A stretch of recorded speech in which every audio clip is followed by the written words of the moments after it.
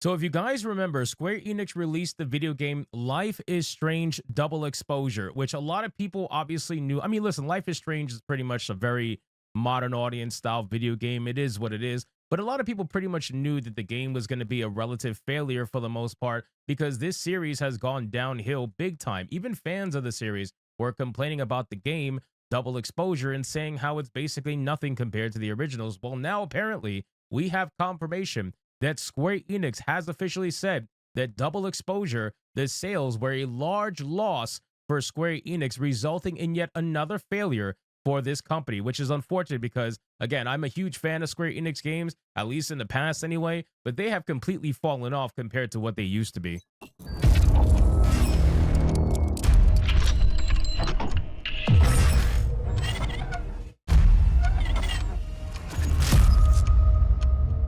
So let's get into this article, guys, from The Gamer. But of course, before we do, if you are new here, just consider hitting that subscribe button. I would greatly appreciate it and like the video to push us out into that YouTube algorithm. So we got some key takeaways. Life is Strange Double Exposure was met with mixed reviews and heavy criticism from fans when it launched last year. It seems it didn't sell particularly well either, as Square Enix has labeled it a large loss. The Double Exposure's disappointment was revealed during a recent financial report. Now, here's the amazing thing, right? Every time we get to these financial reports, we find out just exactly the results of what they decide to do with their video games adhering to the modern audience, right? Every time you can't hide from the numbers don't lie.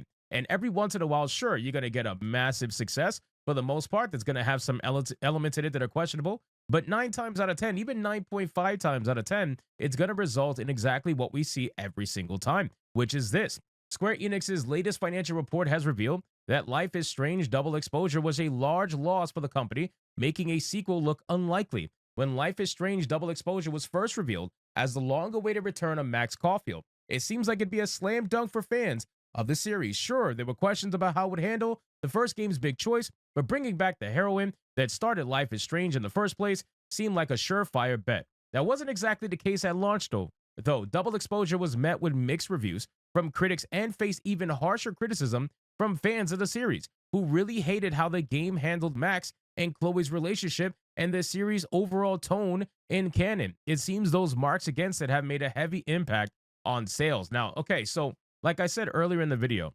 I remember distinctly that it wasn't just haters, right? It wasn't just anti-woke people that were against the game. There were fans of the original games that were heavily against Double Exposure for a multitude of reasons. So when you have a video game that pisses off both sides, yeah, I think it's fair to say you should expect some large losses. It says, as pointed out by Reset Era user Kirby64, and as originally reported by Japanese analyst Hideki Yasuda, Square Enix's president Takashi Kiryu just shared the company's recent financial results in a briefing. While most people are focused on the claim that Final Fantasy XVI only sold between 500,000 and 1 million in the last year, there's worse news for Life is Strange fans. Wow, that's insane, man. Final Fantasy XVI, I enjoyed Final Fantasy XVI. I feel like they were trying to return to what makes Final Fantasy a Final Fantasy game, but ultimately the combat just completely takes you out and makes you feel like you're playing a Devil May Cry game with a Final Fantasy skin on it.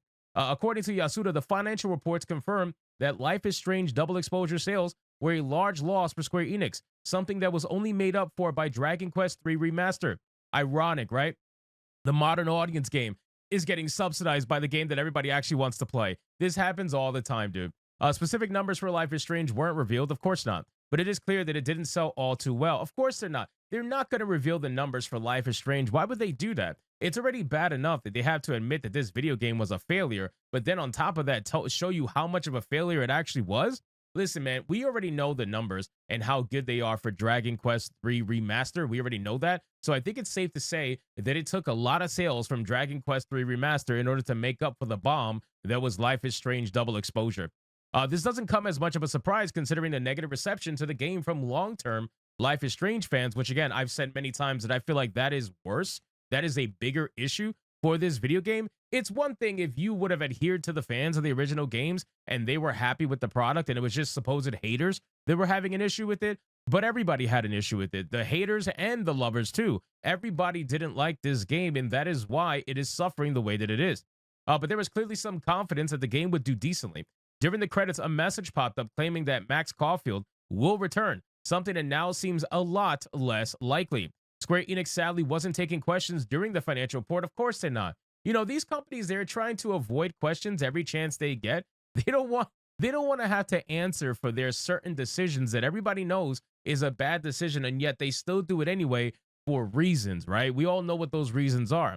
All we know is that the company wasn't happy with the result and considers it a large loss, a label that it previously used on games like Guardians of the Galaxy and even some of the Tomb Raider titles. Now, Guardians of the Galaxy, a lot of people liked that game, but it just didn't do that well, shockingly, right? Like people just, I guess maybe it came out at a time where the MCU was just in such a lull that nobody even wanted to give the game a shot, perhaps. But the people who did, myself included, I actually enjoyed the game. I didn't think Guardians of the Galaxy was that bad. Now, if you want to talk about Marvel's Avengers, that game was terrible. And obviously that game flopped within a year or two, just like Suicide Squad Kill the Justice League. It was almost an identical situation between the two, with the only difference that it was that Marvel Avengers ran decently well when it released. It was just garbage, right? Whereas Suicide Squad Kill the Justice League was running like absolute trash. The servers were trash. It had game-breaking bugs left and right. And then obviously the little bit of wokeness that people had an issue with. So overall, I think it's pretty safe to say that Square Enix should probably stop doing this, right? I think it's safe to say that this company is definitely hurting for money. And even though they made up the money with Dragon Quest, what's the point? If all you're doing is subsidizing your terrible projects and you're trying to make up losses that otherwise would have been great profit if you didn't have to make up all these losses, what's the point, right? Why keep doing these things? Why keep pushing this stuff out there to people that just don't care? And then the ones that do care, the ones that actually were fans of Life is Strange, they didn't even care about the sequel because you did something wrong with them too. I think that you should try to stop chasing everybody. That's the problem.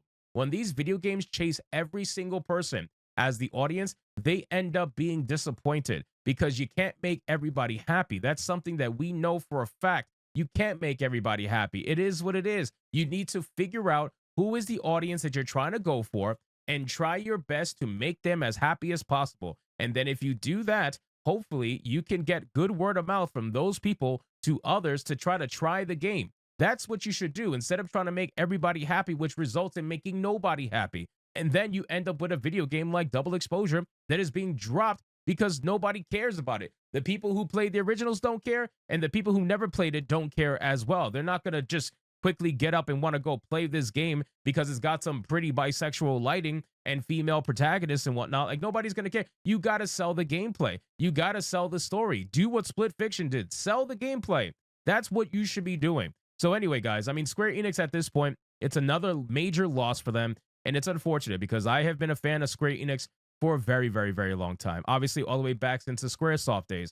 I've been a huge, huge fan of Square Enix video games, but they are just not the same company. That's the problem. People need to stop idealizing companies and start going after the people who made the games, because those are the ones who made the game that you love, not the company. The company just hosted the project at the time. And Square Enix, unfortunately, is losing its identity, and they are slowly but surely just going down the rabbit hole of absolute destruction. It just is what it is. As a fan of their video games, I hate to say it, but it's the truth. I feel like there is going to be a day where we're not going to have a Square Enix-led Final Fantasy game. I just feel like that's going to be a thing within the next decade or so, maybe even less than that. As sad as that is, I would hate to see it, but it seems like that's the road they want to go down. So anyway, guys, thank you so much for watching this video.